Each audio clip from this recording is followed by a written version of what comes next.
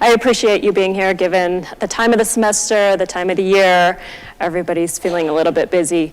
My name is Kat Martinez. I am the Gender and Sexualities Minor Coordinator at the Institute for Women's Studies and Services here at Metropolitan State University of Denver.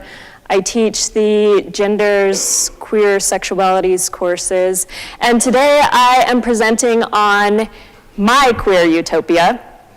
Although it may not be your queer utopia, I'll talk a little bit about why that might be a little bit later. So I began my story a long time ago. Well, it feels long ago, but it wasn't that long ago, in the small town of Pagosa Springs, Colorado, southwestern Colorado. I grew up in Pagosa Springs, and I grew up with a rather large extended family. My mother had 12 brothers and sisters, so she's one of 13, and that means that essentially the entire town was my family. And that also means that I grew up with 3 cousins my same age, 2 of them being females, 1 male, and so everybody I pretty much knew and everybody I was friends with were my family. And I decided from an early age that I wanted to get out of that town. And in fact, I had pretty much an escapist attitude. I thought, I'm gonna leave, and I read a lot of books, so I thought of all the different places that I would live, and a lot of them were fantasy lands. But that being said, I grew up in the 1980s. And so what you have here, for any child who was born in the 1980s, you might note that one of these is me, and one of them is David Bowie.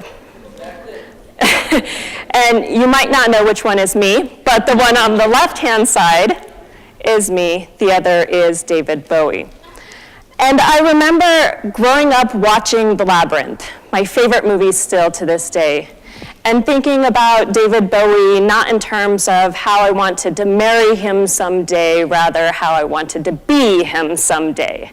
And so this was sort of, in retrospect, the beginning of my queer self. Thinking about being David Bowie, what did that mean? And as a young child, I really didn't think anything other than David Bowie. How cool David Bowie. And still today I feel that way about him. So from there, I thought I need to get out of this small town. The only way to do that is to go to college. And I was actually very privileged and very lucky. I had a scholarship, a full ride scholarship to the University of Colorado at Boulder. And I thought, Boulder, this is supposed to be one of the most radical places in Colorado. And I showed up. I was one of a very small group of minorities, first-generation students. And as a student there, I thought, well, this is a really awesome opportunity for me to travel. I had always imagined traveling, again, based on the books that I read. And so I took the opportunity, and thankfully, one of my scholarships paid for me to travel. The place that I chose was the Netherlands. I remember in high school that I saw this presentation from a student who had traveled, studied abroad. And she showed all these beautiful pictures of waterways and small little houses and green land. It turns out that she didn't go to the Netherlands, she went to Sweden. And so I showed up in the Netherlands and I was like, where is all this green land? Kind of in the wrong place. And in fact, I was in the wrong place, but it turned out to be perfect for me. And in the Netherlands, this was part of my sort of queer journey, I would say. I ended up there in the School for International Training's Gender and Sexuality program, and I was there with 12 other women that identified as, for the most part, queer, pansexual. And at that time, again, I came from a relatively small town, so I had no idea what that meant. It was my first introduction to Michel Foucault, who talked about the history of sexuality. and I was required to read that as an undergraduate. I had no idea what he was talking about. But I took it in, and I thought, okay, eventually I'm probably going to read this again, and hopefully I'll get it by then. I walked through the red light district, which is one of these pictures up here, and I remember feeling shocked. I can't believe this. There are women that are selling their bodies in these big houses. You can see them as you walk by. And really, after a few days being there, it was nothing. I learned quite a bit about sexuality there.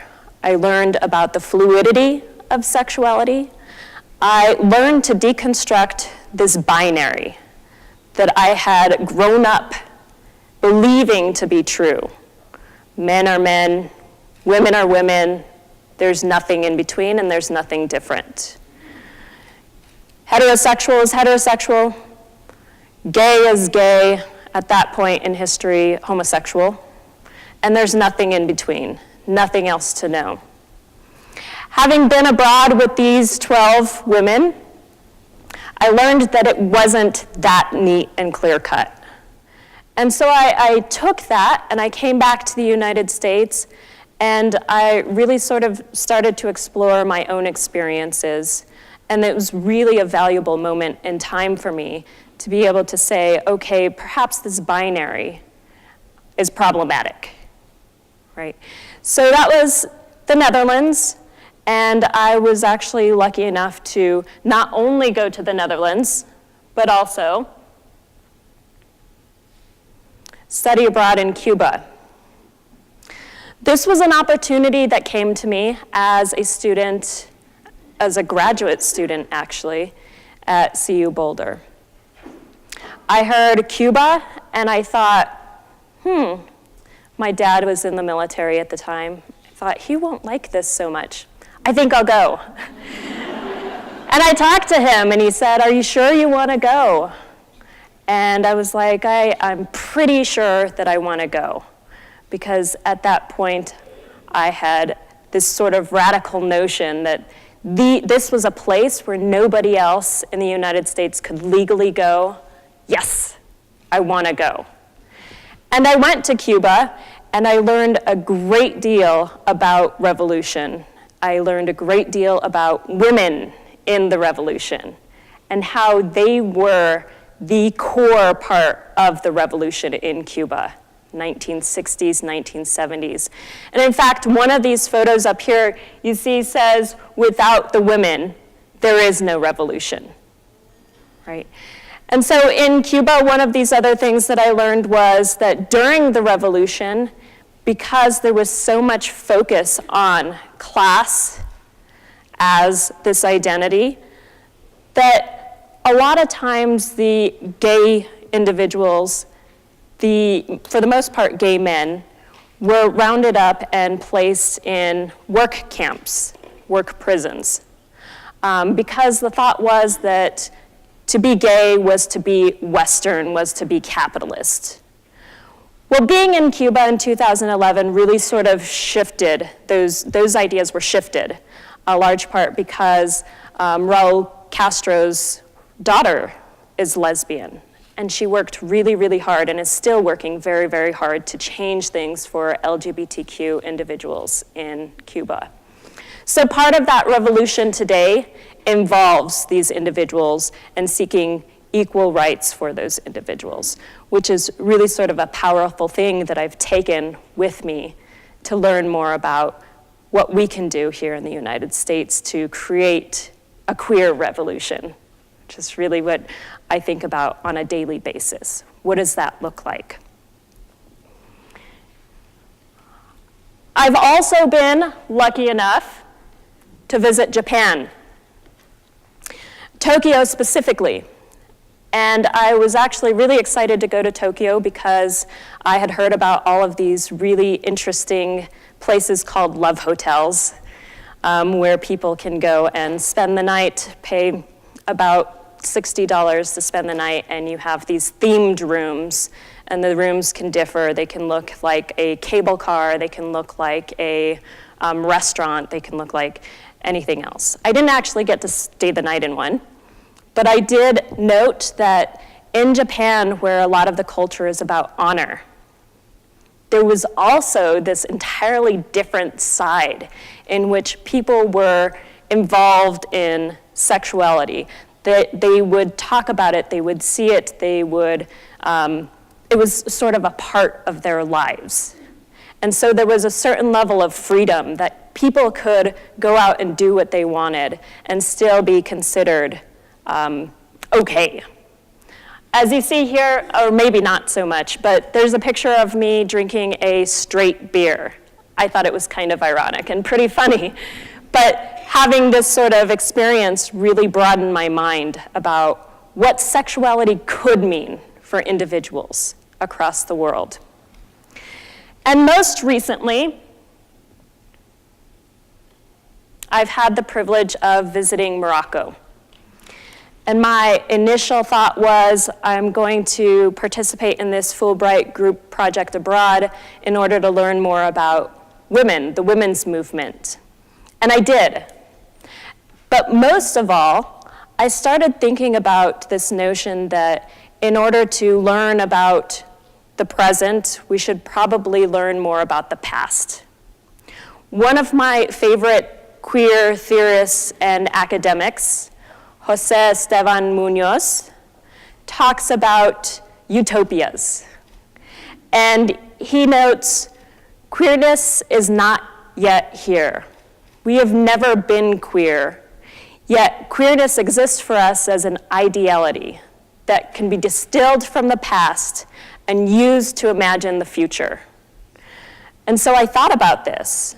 How can we use this past that we've gone through personally, this history, to imagine a queer future? So in Morocco, I looked at the indigenous culture there. And what I found was that for the most part, the indigenous, the Amazigh of Morocco, had very, very strong women. And these women were the keepers of tradition, right? And they were powerful within their own communities, within their own families. And so I thought, this is interesting. What other parts of history have been lost due to colonialism, due to assimilation, that we could regain, recapture, and use to imagine a queer future? And so when I think about my own queer utopia, I actually tried to find a photo of David Bowie riding a unicorn, because that's my queer utopia.